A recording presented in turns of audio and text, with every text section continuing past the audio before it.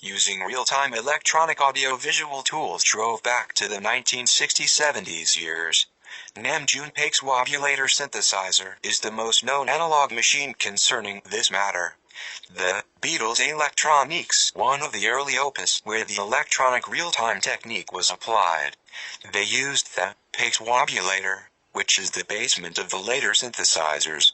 From 1969 to 1971, together with Shuya Abe, Paik constructed a video synthesizer that made it possible for him to edit 7 different sources simultaneously, in real time.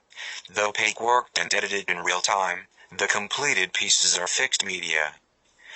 The analog audio-video signals are one of the 20th century's most exciting innovations. Using the early media instruments, one can make interactions with machines. These tools with analog audio-video processing make improvisations possible. Next to Namjoon Paik, the Vasalkas made the most interesting real-time experiments with analog audio and video signals in the 1970s.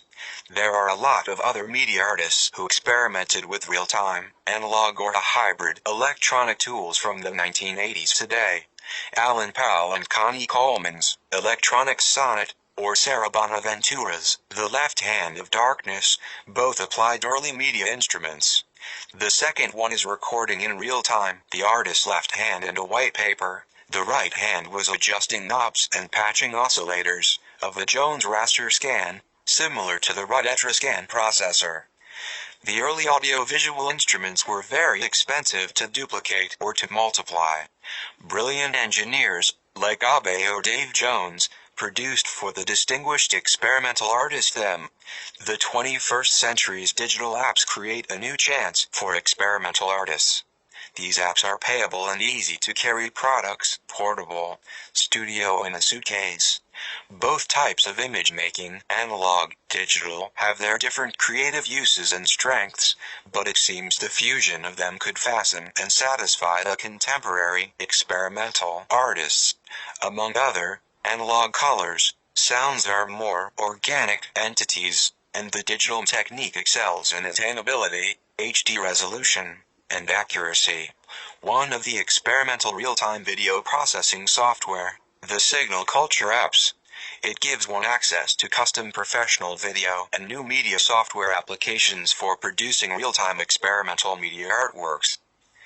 The second part of this talk briefly describes illustrating the topic with some contemporary composers' artists' works.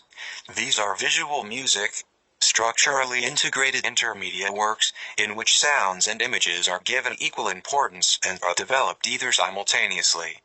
These pieces are degrees from the live action to the almost edited montaged audio-visual works of art. The final result, except the first one, are fixed media. CT is an audio-visual piece realized purely in max and jitter, applying this author's 100 seconds computed tomography animation as a visual source.